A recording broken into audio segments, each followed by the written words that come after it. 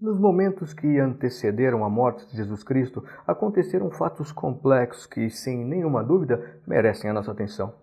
Eles claramente podem ser analisados sob a ótica forense. Entre esses fatos, eu destaquei dois que durante muito tempo me intrigaram. Eu perguntei primeiro à minha mãe, que não soube responder. Depois, também perguntei ao padre da igreja que ficava perto da casa da minha infância. Eu lembro que ele disse que eram mistérios.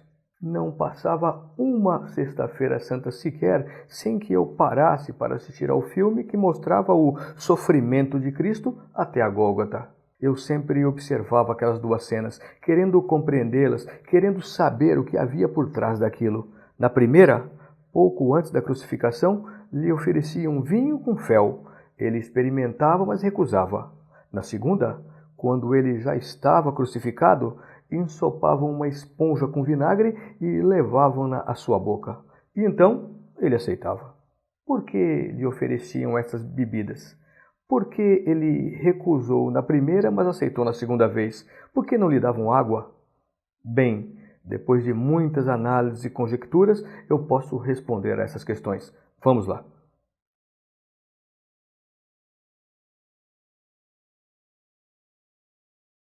Quanto às bebidas, não havia vinho e vinagre. Na verdade, eram a mesma bebida. Os soldados costumavam beber vinhos baratos, de sabor extremamente ácido, azedo, e o vinho azedo também pode ser chamado de vinagre. Quanto ao fel, que consta estar misturado ao vinho na primeira vez que ofereceram a bebida a Jesus, é uma erva muito amarga, com propriedades medicinais. Nesse caso, eu acredito que o vinho estava misturado a uma espécie de chá de fel. Essa mistura, essa bebida, era normalmente oferecida aos condenados, torturados e em intenso estado de sofrimento físico e psicológico pelos seus efeitos entorpecentes. As vítimas poderiam suportar por mais tempo os castigos e assim garantir que o cruel ritual pudesse acontecer. Afinal, não poderia haver crucificação se o condenado morresse antes.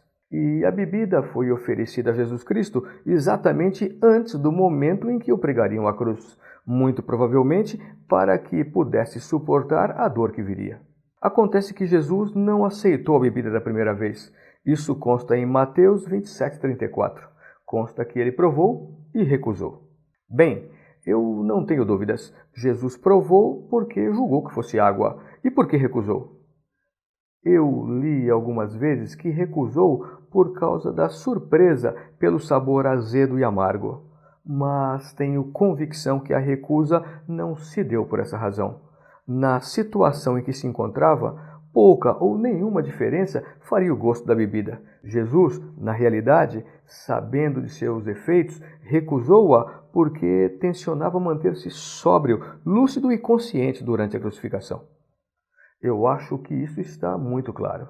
Mas na segunda vez aceitou. Ora, evidente, era o fim. O intervalo de tempo entre a primeira e a segunda vez foi de mais de 3 horas de intenso sofrimento. Nada mais importava naquele momento.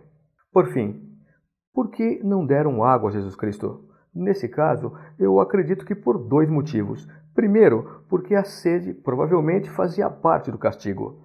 Mas ainda porque em outras situações o torturado, após ingerir água, morreu muito rapidamente e mesmo não sabendo que a água poderia potencializar uma eventual hemorragia interna, a evitavam. Afinal, não queriam que o condenado morresse antes da hora.